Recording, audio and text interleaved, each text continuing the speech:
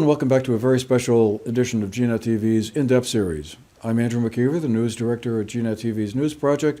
Pleasure to have you with us today on Thursday, November 29th.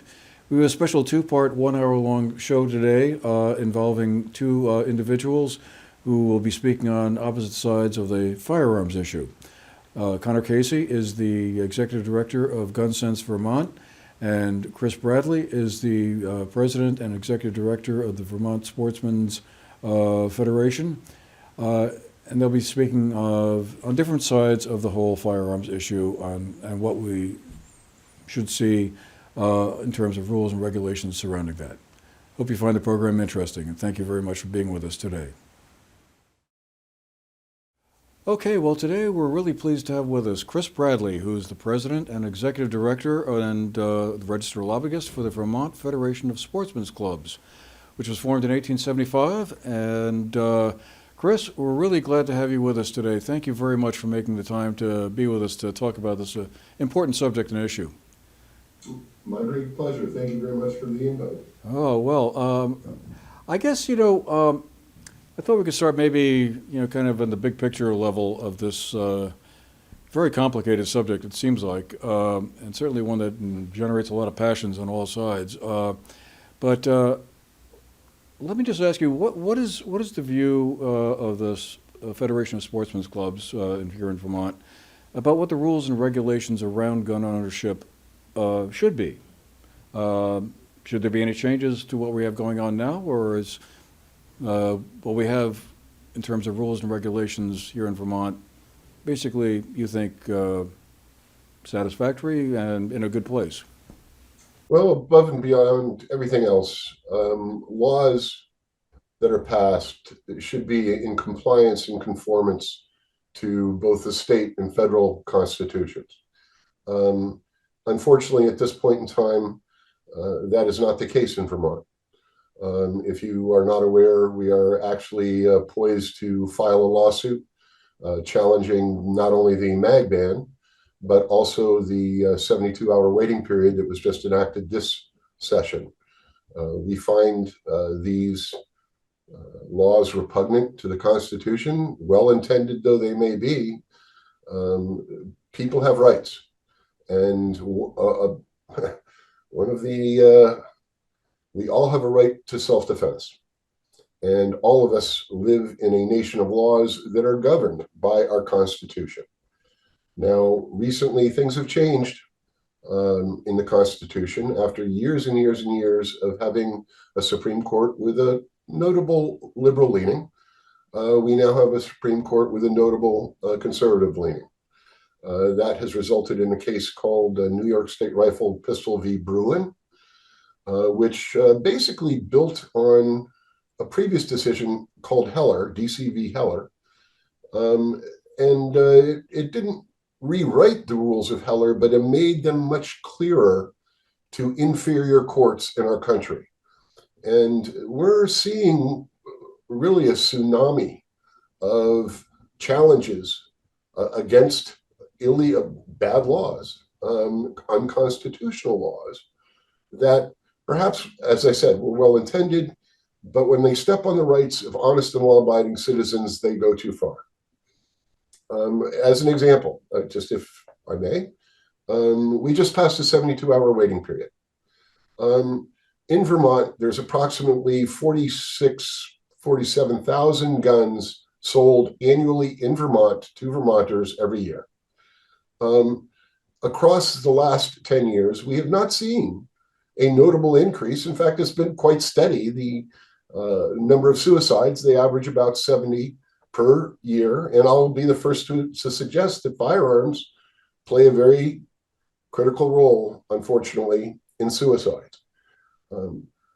That said, just using 2021 as an example, there were approximately 46,000 Vermonters that went out and bought a gun who had no intention of doing anything, any harm, other than perhaps self-defense or shooting or competitive shooting. And yet we had at least one who decided to use that firearm to kill themselves. If any one of those 46, 47,000 people wanted a firearm immediately because their life was in danger and was threatened, are we seriously going to say, go and run and hide for 3 days before you can get the best means of self-defense? So you don't think that kind of a cooling off period, as I think the term was used, someone might be feeling like they're struggling and having thoughts of suicide, but that maybe a 72-hour period just to kind of settle down wouldn't be a good idea to keep that person from getting a firearm when they're kind of really in the throes of a tough situation? I contrast that and balance that against the right of a citizen who wants to live. You have a citizen who, despite our best efforts, and I'm sorry, I've lost an uncle, I've lost a dear friend to suicide, both by firearm. It changed markedly my view on suicide because, in fact, in both cases, my uncle, terminal suicide, terminal cancer, just diagnosed.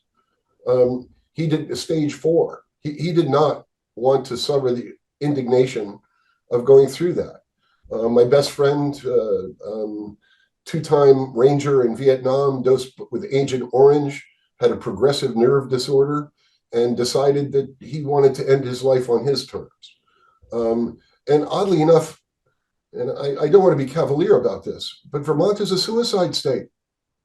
We have doctor-assisted suicide. In fact, we now have, we're a destination state for doctor-assisted suicides. I don't want to see anybody commit suicide. But at the same token, looking at my uncle and my friend, I may reach a point in my life where I do not want to go to a nursing home. I don't want someone feeding me or washing me or cleaning up after me when I'm no longer capable of doing that. In that case, yes, I can do a doctor-assisted suicide, which is not one, it's at least 2, if not 3 doctors. There's a period of time you have to wait. Plus, you have to find 3 non-heirs that will sign off on your decision, all of which is a very personal decision. Right. Well, that's a very complicated subject, It is incredibly complicated, and I don't mean to be cavalier about it. yeah, no. I guess that then leads us into one question I want to throw your way. I mean, my understanding is that for many folks who feel that the right of someone to own a gun is very important and should be protected. When someone who should not, if I can use that term, own a gun, and I'm talking about some of the folks who have perpetrated some of the really horrific events we've seen, Sandy Hook, more recently just now in Lewiston, Maine, people who clearly are struggling in one way or another, that it's really the solution lies in improved mental health services as opposed to further firearm restrictions. I guess I just wondered, what sort of enhancements do you think would be good to have in terms of mental health, so that someone who may be thinking that they have to go out and go on a rampage would be able to kind of get that help that they clearly would need in time? Well, I think Fairhaven was an eye-opener for Vermont. I believe, to quote our governor, if you see something, say something. Depression is real. It is invasive. It is pervasive. Many people suffer it and suffer it in silence. There is so much mental issues out there. And I think, unfortunately, our society, as it becomes more complicated, is disenfranchising even more people. So you mentioned Lewiston. His whole family had reported him to the police. The police were looking for him, but then stopped looking for him. His neighbors, his friends, all had raised flags, yet nobody did anything really required to stop this gentleman. I don't suffer from mental illness. I don't particularly suffer from depression. It's a very difficult thing for someone like me to understand. Um, but I do know it exists. I know that it is overwhelming, and to see the type of crimes and violence that's being committed by people who really, it was known that there were problems. As far as what can we do, we just opened up extreme risk protection orders to allow family and friends. They could always do that before, but now it's for families and friends. If you see something, say something. The most important thing you can give is your time. If you see a friend who is experiencing a divorce, a huge mental issue, a physical issue, spend time and talk with them. Find out what's going on. See where they are. That the personal touch is probably the best factor for saving people. But continually blaming the gun, no. I'm sorry, a 72-hour, Andrew, I'm obviously a firearms owner. What good is a 72-hour waiting period on me? I already own lethal means. It is an intrusion on me. Okay, so we're going to have a waiting period. Suicides are spontaneous from everything I read. I mean, yes, you may plan it. And certainly, if you're sitting down to plan on buying a gun and going to a gun store and then putting a happy face, because FFLs, federal firearms license holders, are very wary. They don't have to sell a gun to anybody. They don't want on their conscience to have missed somebody that came in, bought a piece of merchandise, and then went home and did themselves. Anecdotally, in the last 10 years, we know of two. Well, if expanding mental health services is part of the potential solution anyway, I mean, would clubs such as yours then support, let's say higher rates of taxation to pay for more mental health workers, pay better salaries for those workers, because a lot of them are very underpaid and those are hard positions to staff. I mean, it's not just a question of kind of, snapping our fingers and like magic. There's more clinics, more workers, more people there to help out folks who might need that help before something bad happens. Unfortunately, I think the answer to that question, as much as I hate being taxed to the degree I am now, that is the only real solution. If we're not, it is certainly not going to stop by targeting an implement. We have to get a people connection. And if it means more money for mental health services, then sooner or later we're going to have to cross that bridge whether we like it or not, because we continue to see this as a problem. People with mental issues, yes, they can get better. They can be treated in many cases with medication. But we obviously have seen some severe cases that just defy any reasoning for a rational person who, in their right mind, would pick up any firearm and go into a school with the express purpose of killing children. Or go to a event, rent a hotel room, and then spray people with bullets at an outdoor event. I mean, every one of these is just unconscionable. And honestly, Andrew, and forgive me just here, as a person who does train, who knows how to use firearms, pistols, rifles, shotgun, who shoots competitively every year at the national matches out at Camp Perry, I believe I have a right to self-defense. And that right is unalienable. So on one hand, how do you stop someone who's intent on killing themselves, while at the same time balancing the rights of somebody who wants to live and may be in jeopardy? I look around and I see all these violent things happening. And what is the response? To disarm me? I'm not the cause, nor are 50 million Americans or multiple millions of Americans across the United States that own high-power, semi-automatic, modern sporting rifles, which have been given a misnomer of assault weapon. I don't want to go down that path because it just makes people's eyes glaze over. The AR-15 is perhaps suitable for hunting small game. It was nothing I would ever hunt a deer with. But as far as self-defense goes, or target shooting, I ask you to take a look at the national matches at Camp Perry and see the hundreds and hundreds and hundreds that are all shooting the AR-15 because it's ergonomic, it's accurate, and it has low recoil. It is AR, by the way, and I don't want to, it doesn't mean assault rifle. It actually means Armalite rifle. But in my lexicon, it's America's rifle.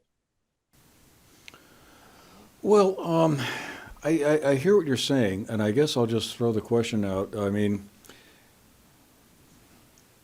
someone who's struggling with a mental health issue and thinks that somehow going to a school and creating havoc is the way out of the box, wouldn't be able to do that if they didn't have access to a weapon like an AR-15 or something else like it. I know that's one that's frequently used in those situations. And everything I've read about the rifle, it sounds like an amazing weapon. Certainly if I was in the Army and in a battle, I'd probably like to have one. No, you wouldn't. You would like a fully automatic weapon. And Okay. the AR-15 is not a fully automatic weapon. Oh, Okay, whatever. But then I guess I'm just wondering, do you see any potential for I guess what I'll just describe as a compromise situation?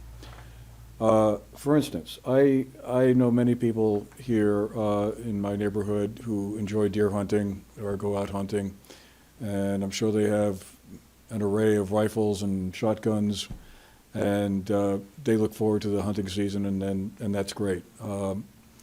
They're very responsible, and they don't think of guns as some kind of a toy. I wouldn't want to keep people like that from enjoying doing that or going out and shooting recreational at a target range. But I mean, since an AR-15 or a fully automatic rifle isn't really suitable for hunting, would it be possible, do you think, to eliminate those kinds of weapons from the civilian market, leaving rifles and shotguns for folks who want to go out deer hunting or whatever, and you would still have that rifle and shotgun then for defensive purposes if that was a concern, but they wouldn't be available for these sort of horrific events like Las Vegas or, as I said earlier, Sandy Hook or Lewiston or Uvalde, Texas. And wouldn't that be an acceptable compromise, do you think? Or is that somehow just going too far? The Second Amendment is not about hunting. It was never about hunting. So the fact that I'm allowed, or maybe in the future allowed, to keep my hunting implements is a nice thought. Certainly rabbit hunting or bird hunting with a shotgun, out plinking with a pistol or rifle. However, when we start talking about self-defense, we've crossed the Rubicon. Now, you mentioned deer hunting. Well, if you're going to be out deer hunting, you're probably going to use a .30 caliber. Because of hunting rules, you're going to be limited by the number of rounds you can have in that gun at any particular time. I believe 5 is the number. And somehow, all you need is 5 rounds for a deer. Self-defense is another ballpark. And Andrew, I got to say, we've tried very hard to keep semi-automatic firearms out of the hands of people that shouldn't have them, and it doesn't seem to be working. So when we're talking about self-defense, and the newspapers continue to tell us that innocent victims are being attacked and killed by these types of firearms, why shouldn't I have one to be able to defend myself? There's tens of millions of these guns in America's hands today. And yet long guns, or specifically AR-15s, are a fraction of 1% of the deaths in America. If you really want to talk about what's killing people, it's pistols. So I do understand. You know, I wish we lived in utopia where we didn't have to worry about self-defense and we didn't have to worry about some guy walking down a street that just opens fire on people. But we're not there.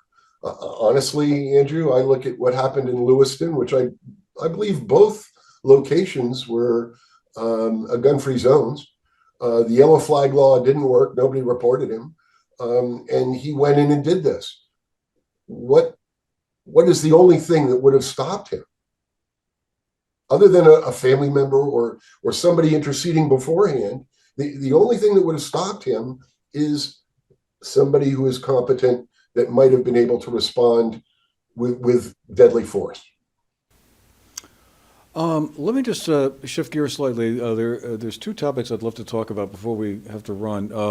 One is this whole issue around concealed carry and handguns. I mean, do you feel like that's an important part of the whole picture too? That people should be allowed to conceal a handgun and go off, to wherever they may be going shopping or whatever, and have that, or is that part of the whole self-defense picture? That's absolutely part of this whole self-defense picture, and that's been upheld by the Supreme Court. Your right to self-defense is not limited just to your home. It also extends outside of your home. That was the Heller and the McDonald cases. So I have a right to bear arms outside. Realistically, Andrew, nobody in their right mind, well, let me rephrase that. Going around openly carrying a firearm is going to be upsetting to many people. What you don't see shouldn't bother you. The fact that I may or may not be concealed carry, perhaps we would have liked to have somebody like me in Lewiston, Maine, who could have interceded. Nothing else was going to work. So concealed carry, Supreme Court has ruled that you can say you can't open carry or you can't concealed carry, but you can't have both. It's one or the other. So in my view, open carry, as far as self-defense, is silly. Why? Because if there is a bad person out there and I don't know who it is, who's the first person he's going to take aim at? The person is openly carrying that may be able to defend themselves. So I have to argue that the fact that we were a concealed carry state, in fact, there is no permit. You can concealed carry just about everywhere, except the legislature, except town meetings, except certain government buildings, and now hospitals. Well, I look at that and say, for somebody, if you want to protect me, and I'm going into a hospital, then have screening and have a guard that's going to make sure everybody is unarmed. Because just putting up a sign that says, "Oh, you can't carry a gun in here," doesn't mean beans. If somebody has ill intent, they're going to walk in right past no guard, right past no screening, and we're right back where we were. You can't make these laws to try to stop criminal behavior. That criminal behavior is going to happen. So concealed carry, off the table. Concealed carry, yes, as a property rights owner, you as a store owner, for example, can say, I don't want any guns in my store. And you can put up a sign under the no trespassing law that says, no firearms in this establishment. Great. That means informed citizens can say, hey, I want to shop there, or I don't want to go anywhere near there, because they're limiting my right. So there is property rights involved here. But I can go on. I'll let you. No, that's very interesting. The other point I just wanted to get your feelings about was the Second Amendment. I mean, it's often, always, it seems like, comes up as being, here's the constitutional right. This is where it's embedded in the U.S. Constitution that any person, assuming they pass the whatever restrictions there may be in terms of yellow or red flags, is allowed to own a weapon. I guess let me just throw this out to you.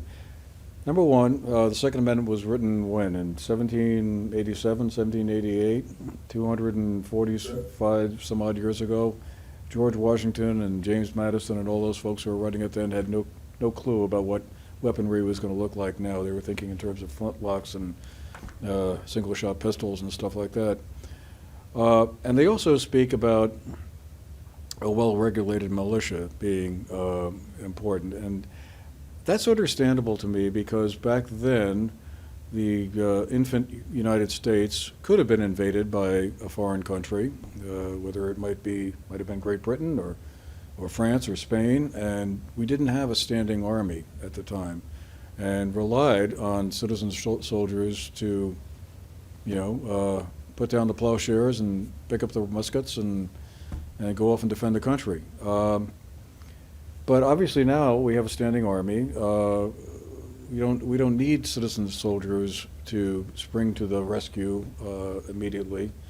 So doesn't that imply that while the Second Amendment, yes, grants a limited right to weaponry, to owning guns, it doesn't give this sort of blanket coverage to it. But it seems like that's frequently brought up as being, well, here's the constitutional bedrock of why I can own as many weapons as I want.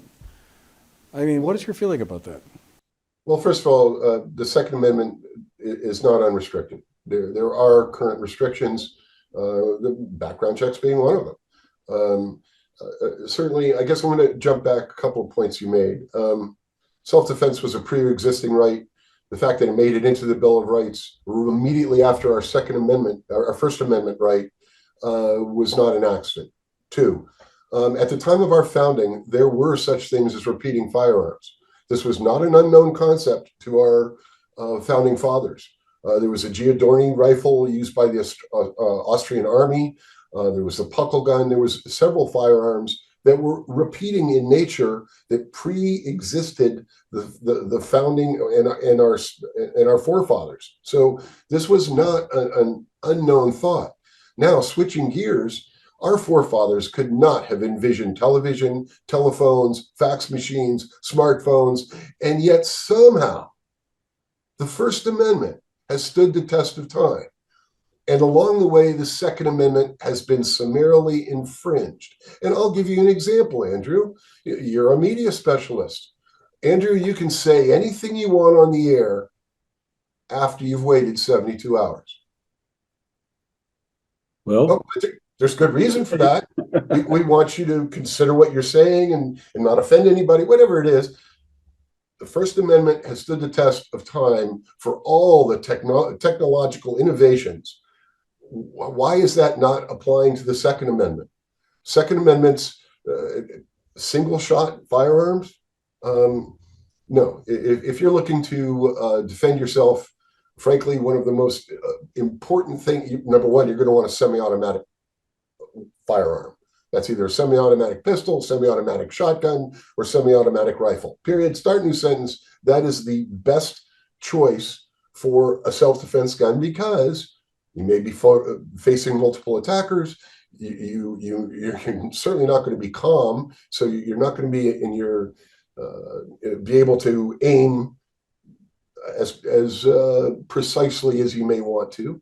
So I see the Second Amendment as being no different than the First Amendment or any of the other amendments. But there's only one amendment, Andrew, that said shall not be infringed. Only one. And that was the Second Amendment. So what is an infringement? A waiting period is an infringement. A magazine ban is an infringement. A law that says what type of semi-automatic firearm I own is an infringement. When I go out to shoot at a range, one of the most onerous tasks of shooting is reloading magazines. You're out there to shoot. So I'm not talking spraying bullets. I'm talking simply getting into a position and shooting more than 10 shots with a rifle without having to reload. I mean, it's practical, but again, I'm going off. Oh, that's okay. It's very interesting.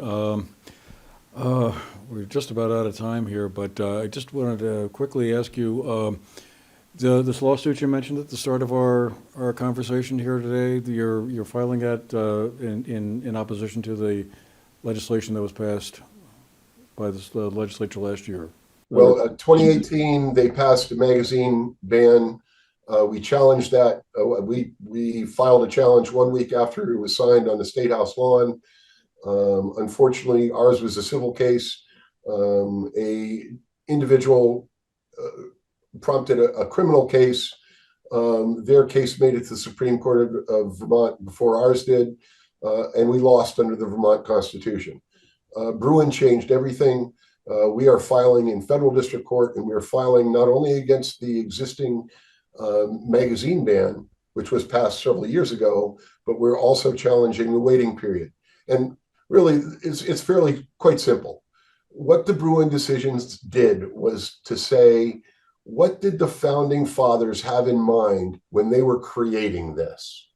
And if you're going to create a law from the Supreme Court, if you're going to create a law that has to do with that, the core of the Second Amendment, which is self-defense, then by definition, you have to go back and find a historical analog that relates to something, for instance, a waiting period. Back at the time of our founding, there was no concept of a waiting period. And if you wanted a firearm, you could immediately go out and buy one unfettered. Was there the concept of dangerous people then? Yes, there was. And I think laws that prevent guns from getting in the hands of dangerous people are a good thing. So it's a broad topic, Andrew. We can talk about this for a long time.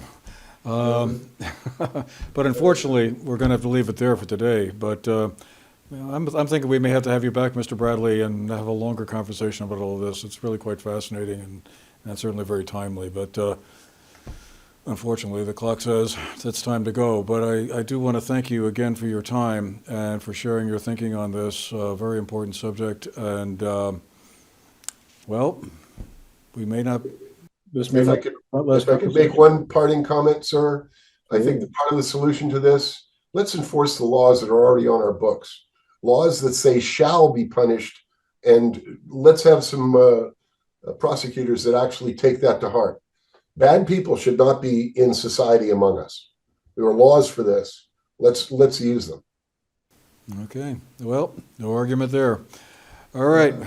Well, thanks again, Mr. Bradley. Appreciate your time. Thank you very much. Today we're here with Conor Casey, who is the Executive Director of Gun Sense Vermont. That's an independent, nonpartisan gun violence prevention group. It was founded in 2012, and Conor is here to give us a different point of view from what we heard from Chris Bradley. Conor, thank you very much for making the time for our conversation today, and I thought I'd just get us started a little bit by asking you to tell us a little bit about Gun Sense Vermont. What does your organization do, and what are some of the activities you're currently involved in? Sure. Well, thanks very much for having us on, Andrew. We really appreciate it, and we always like to talk about the work we're doing. Gun Sense Vermont was founded just in the wake of the Sandy Hook shooting. It was a committed group of volunteers who came together, educators. There were mothers on the board at that time. Just feeling a sense of hopelessness and wondering, if there was something they could do to bring their collective efforts together to make a difference, even just in a small state like Vermont there. Our founder, Ann Braden, is a children's author and has been an educator herself. We recently celebrated her in a ceremony down in Brattleboro, where she lives. But Gun Sense really has a few main purposes. One is to educate folks about gun violence that happens around the country and in our state. We then advocate and organize around these issues as well. We have a C4 and a C3. So we play ball in the political arena by having a lobbyist in the State House to push common sense gun laws. We take our work out into the community, just recently in the case of mass shootings, to bring people together in times of tragedy, candlelight vigils, but really more rallies to try to channel the anger that people feel around us and that sense of hopelessness and turn it into action. I think, a lot of people do feel this hopelessness when something happens. And we want to channel that and say there is something you can do, and everybody has their part to play, no matter how small, in this fight to combat gun violence. In Vermont, people would say we're a relatively safe state, and that's true, compared to some of the other states around us. But I think in a small state like this, we lose 80 of our friends, our family, our neighbors to gun violence every year in this state, and that that has a ripple effect. It's trauma not just for I think the people around the victims here, but entire communities and the state. I would and stop me if I'm going too long here, Andrew, but I would use examples of just recently, just last week, 3 young, brilliant Palestinian men who, had escaped a place where, coming to America and enrolling in an Ivy League school would be like winning the megabucks lottery in such a hopeless place as Ramallah, which I visited several times. And, to me, it was deeply disturbing that these young men felt safe coming into our community, into Burlington, and to have somebody just pick up a firearm and go strip them of that opportunity, just in our backyard. It really disgusts me, and I'm ashamed that this happened in our state. So, we can talk about Vermont being a safe state. It wasn't safe for those 3 young men. And, when we look at a city like Burlington that had only 2 instances of gun violence a year for, I think it was the last decade, and last year they were topping over 30. The needle is moving in a different direction here, both nationally, where more children are dying than they ever have from gun violence, and even here at home, where we see this happening. So, we've had success. We've had success in the State House. Last year was one of our more successful sessions by passing a safe storage law and waiting periods, in addition to expanding the extreme risk protection orders that we already have on the books here.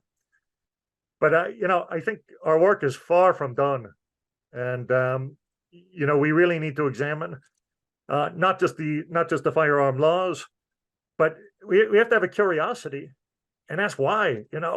Why is this nation addicted to carnage? Why is it a third rail to be asking these questions? And why should legislation like banning guns in hospitals have many people coming out and opposing a law like that? So we have a lot of work to do, but Gun Sense is a growing organization with over 4,000 members, and we really won't stop until we see some very tangible results. Well, let me ask you, if you could wave a wand and kind of have the rules regulating firearms as perfect as possible, what would those be? Would it allow for hunters and sportsmen who like to go deer hunting, for instance, to have a shotgun or a rifle at home? Or should those all be kind of restricted? Absolutely. And a lot of folks who disagree with us would say, it's hopeless passing state laws, right? Because, you could go to another state and maybe buy a firearm, or, like we don't have hard borders in America, right? And I agree that the best case scenario would be to pass national legislation that would ban weapons of war, that would have some of these protections that we're fighting for in the Vermont State House. But unfortunately, given the political climate, that's not the case. But there are laws we can pass locally that will make a real and immediate difference in people's lives. So we try to look at what are the causes of gun violence, or what are the types of gun violence we're seeing in Vermont. And mostly you would look at suicide, which is such a tragedy. and domestic violence. So, how do you get to the bottom of that, right? Representative Alyssa Black, who's one of my colleagues in the State House, just tells a harrowing story, about her teenage son, who she found after he had shot himself, and she said he wasn't unlike other young men his age, and what really spurred this bout of depression was a bad breakup. A girl left him, and when you're that age, it probably does feel like the end of the world if something like that happens to you. Sure, we've all gone through it, And he was able to go purchase a firearm that day, bring it back home and take his own life. And a situation like that should never happen. That's why, something like a waiting period, which we did pass, a 72-hour waiting period, is really important, because it gives you, hopefully it gives you time to, talk to a trusted friend, maybe a mental health professional, rethink this rather than, have it at your fingertips where you could take your own life through what would be maybe a very temporary but very acute mental health issue there. So we look at things like that. We look at safe storage, where, just a couple of years ago, you would have read yourself in Barrie, Vermont, a child, I believe 2 years old, just found a firearm loose there, not securely stored like it should have been, and shot himself and died, and the state's attorney at the time I was talking to, there was nothing to prosecute this. So it's valuable that we have safe storage laws on the books right now. Now, could it be strengthened? I think there need to be more ways to enforce that. You mentioned some of the red flag laws, extreme risk protection orders, and what we need to do with that. We've really strengthened that recently by having health professionals and family members being able to petition for an extreme risk protection order. But, I think we need to see what the results of those are too. And we need to track that data. We need to do a better job tracking that data and really have regular legislative reports for how many of those have been filed and what the outcome was, and talk to some of the law enforcement, people in the judiciary, see what we need to do on that. But again, it boggles my mind that some of these have been opposed in the State House, because to me, they're just common sense and they are going to save lives. Now, on some of the bigger things you're asking, wave a magic wand. I guess, I grew up sort of between America and Ireland. You might hear a hint of an accent sometimes. And I don't know, it's something I struggle with. I don't know why we need to have these weapons of war, these assault weapons, that have the ability to eviscerate people in such a short period. It's definitely at the national level, you saw positive results when we even looked at that temporarily there. But I really hope we do look at passing that. And you asked, what about sportsmen? We do have a tradition in Vermont of, people who have grown up hunting. This is part of their lives. People eat the food that they hunt and kill, and certainly gun sense. And I think I could speak for every single board member. We have no issue with responsible gun ownership. It's totally legitimate that if you live in a rural community, maybe that doesn't have a police force, that you would want a firearm in your house to protect yourself and your family. And to us, that's okay. As long as, you have some training in that, as long as it's securely stored away from children or other vulnerable adults, that's no problem. We're not looking to take people's guns away, but we should look at what do we need firearms for, right? And I hope, I'm glad you did talk to Chris Bradley. I hope we can have more conversations that show some common ground between our two sides here. Because I realize that gun sense, there is the sense that, okay, these folks, they want to take away your tradition. They want to take away your firearms. It's very personal when you look at it like that. But that's not the case. And we really, at the end of the day, we just want to save people's lives. And we see this as a mechanism to do that. So I hope we can have more conversations with the other side and say, like, okay, as far as increasing training, are there ways we can work together on that? As far as education, we've posted manuals from firearm manufacturers in the past, safety manuals, because we believe they would be a better messenger than us in that case, right? There's no ego here. If we're working together on some of these safety initiatives, I think it'll be so much more powerful because people are going to be skeptical of gun sense there. So we want to work with partners. We want to work with law enforcement. We have plenty of sportsmen within our own ranks there. And we try to put them up in, letters to the editor, editorials, and have them be the messenger rather than us. But I think things like, to the degree that, safe storage is an economic issue, right? Some of these lockers cost $500, maybe even more. Are there state subsidies that could be available to help purchase some of these? Can we take it off the tax roll? I think these are some issues we could work together on. And I hope we could work together, because some of the venom and emotion in this dialogue, I think, really precludes us from making progress. I guarantee you, Andrew, after we get off this program here and it airs, I will receive emails from your area with some comments, and some of them will be very vicious. But I think, we're in it together, or we're in it separately, and we need to work together and break down those walls and try to, even if we disagree on some issues. Well, why do you think that's so? Why do you think there's so much passion around this subject? Because it is striking to me that how folks I've spoken to down here who own guns and don't necessarily have a gigantic stockpile of them either, but maybe have a few rifles for deer hunting or something like that. I mean, you start suggesting that, well, maybe you really need to be able to buy an AR-15. And it's like you can almost feel the blood pressure rising because there's this sense that the camel's nose is poking into the tent here, and, well, one day it'll be banning AR-15s, and the next day they'll be coming for your shotgun or your pistol that you may feel you want to have in case your house gets broken into or something like that.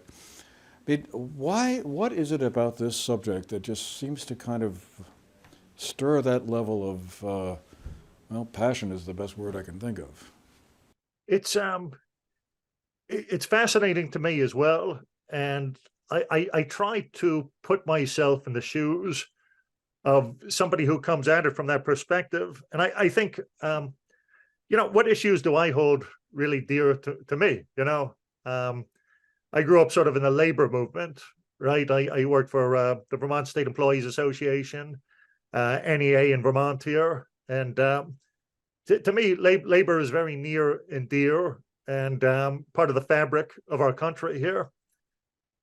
And I guess I think about, like, if somebody introduced legislation that sort of infringed on collective bargaining rights, even in the least bit, I would be very, very reluctant to even have a conversation with that person. And maybe that's wrong, but that's just my own perspective there.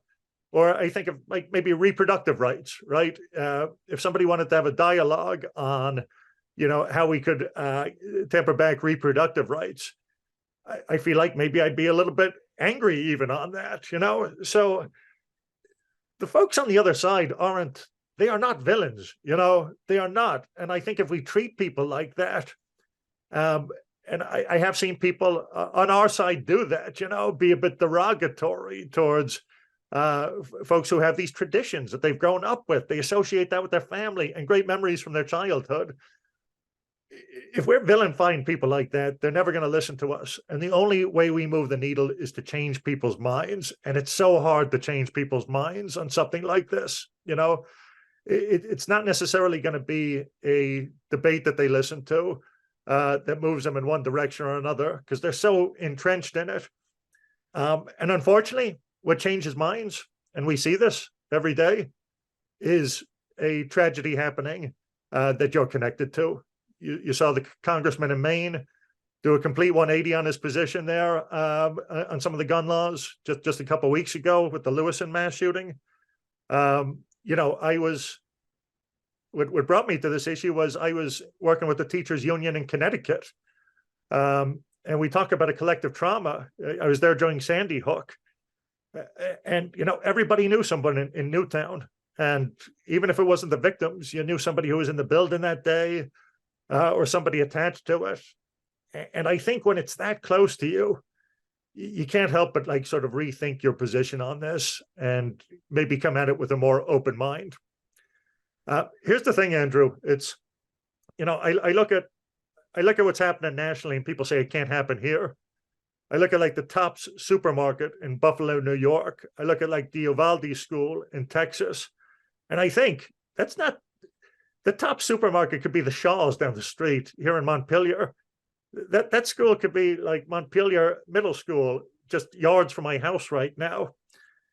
And we're not different. And every single law I believe that gun sense is pushing right now will pass on a long enough timeline. And the question is, do we want to get ahead of this and pass some of these laws to ward off a tragedy?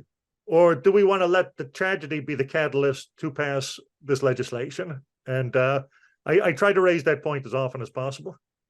What pieces of, or what specific pieces of legislation are you hoping to see the legislature take up in the coming session that will begin in January? Are there some specific proposals you want to get out there to build on what you've done so far?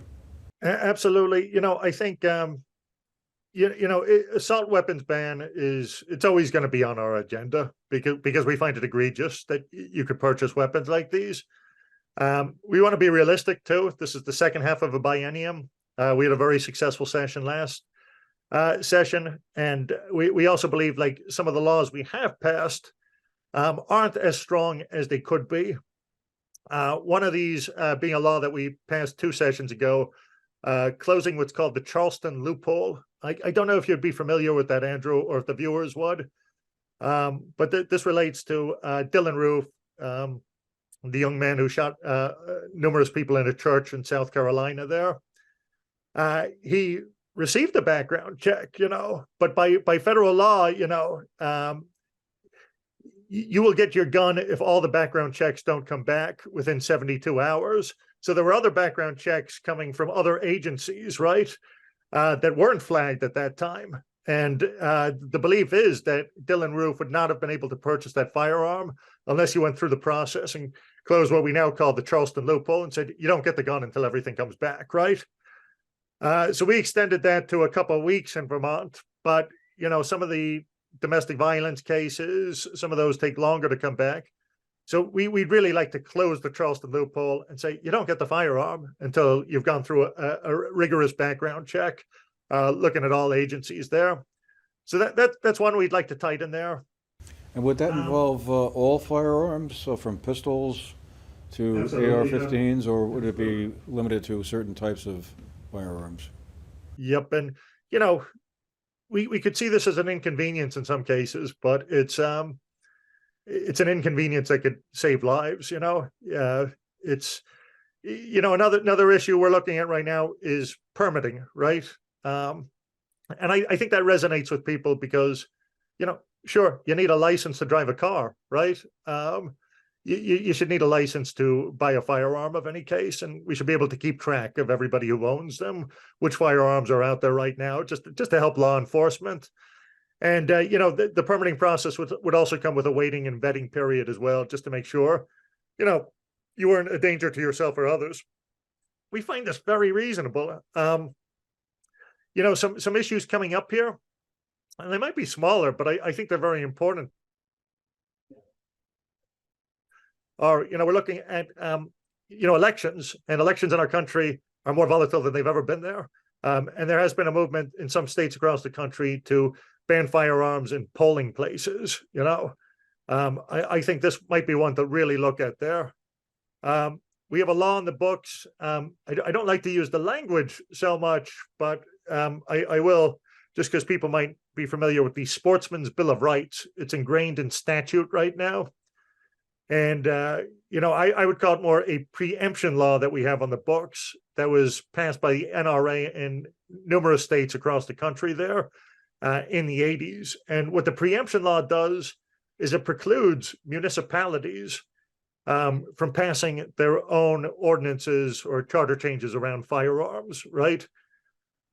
We really believe, and we've seen Burlington bring things to the table in the legislature multiple times, banning firearms in bars up in Burlington, looking at their own ERPO laws up there in the community, having some restrictions on who can purchase it. And because of this law in the books, it became sort of a non-starter at the State House. Well, I was on the Montpelier City Council, and we have, for a while, it felt like we had a protest every day on the State House lawn. And we were seeing people, you know, with firearms on their belts, showing them blatantly in plain sight. And we thought, really, does open carry make sense in our community? You know, when it's being used to like intimidate teenagers, and but it was a non-starter because of this law in the books. So could we repeal the preemption law there? And you know, if we're not going to do the work at the state level, we shouldn't be precluding municipalities from charting a course for public safety in their own communities there. So we'd really like to see that repealed. You know, the list goes on, but like we'd also like to see more money put forward for education, you know, and you know, maybe giving some communities the resources that they need for, okay, there is a mass shooting in your community. What do you do? Because I don't think that handbook is necessarily already written for folks. Again, a lot of people think that Vermont is immune from gun violence. So the you know, the work we have to do, it's a bottomless pit of issues, but we're committed. And our organization runs on a half-time staffer. I'm 20 hours a week, and otherwise is completely volunteer driven. And I think that says something about the commitment of folks in Gun Sense, who even when we had no staffers at all, held this organization together and really tapped in to that feeling that people want to do more here in Vermont and nationally. This is such a fascinating subject on so many levels. I'd love to continue this conversation on for much longer. Oh, sure. I'm like a wind-up toy. I could keep talking, Andrew. So yeah. Maybe we'll have to have you back to answer some of the other questions I had here in front of me. But let me just quickly, because unfortunately we're going to have to run shortly. One last question. What about a buyback program? Would that make any sense, like to buy back like AR-15s, for instance, that in theory you could make a case for, well, no one who's not in the Army or let's say on the police force or in law enforcement would need one. Would a buyback program in Vermont have any traction, do you think? No, the answer is yes. That's something we'd be very interested in. And you look to places with any of these laws that we look at, like, has it been, you know, are we talking to ourselves or has it actually been successful somewhere else? And we look at that with every piece of legislation we put forward. In Australia, a buyback program was tremendously successful. And there are these innovative ideas happening internationally in other states. And I think we need to have the conversation, right? It's, you know, as far as first world countries, there are more deaths by gun violence in America than any other country in the world, you know, and we have more guns than anywhere else in the world here in America here. And, you know, I don't buy the argument that you hear from sort of the NRA and other folks, like that guns don't kill people, people kill people, right? Well, if that's the case, why are we arming people to the degree we are? You know, we really need to take a look at this. And, you know, of course we support further mental health funding. Of course we support, you know, some other areas that would reduce gun violence, but we refuse to accept that as an excuse not to act on gun laws as a substitute for it. It needs to be a comprehensive approach, and no one thing we pass will drastically reduce gun violence. It needs to be a comprehensive approach where we look at all these things and have the courage to do it. I was very proud. I'm going to throw props to somebody who's been a political opponent most of my career, Governor Phil Scott. I was very proud when he was on the State House lawn, signing landmark gun laws into legislation back in 2018. You know, he opposed his own party on that one, and that was bravery. That was courage. We'd like to see more of that guy as we go forward. But you know what? We can get it done. We can. Okay. Unfortunately, we're going to have to leave it there for today, Conor. But like I said, boy, there's a lot more ground to cover on this. So maybe we'll have to have you back again and kind of pick up where we left off today. Andrew, it's a pleasure. We never refuse an invitation. All right, great. Well, one may be coming your way then. Well, like I said, we'll have to leave it there for today, but thanks again. Conor Casey is the Executive Director of Gun Sense Vermont, and, well, we may be seeing you again soon, Conor. Take care. Thanks so much.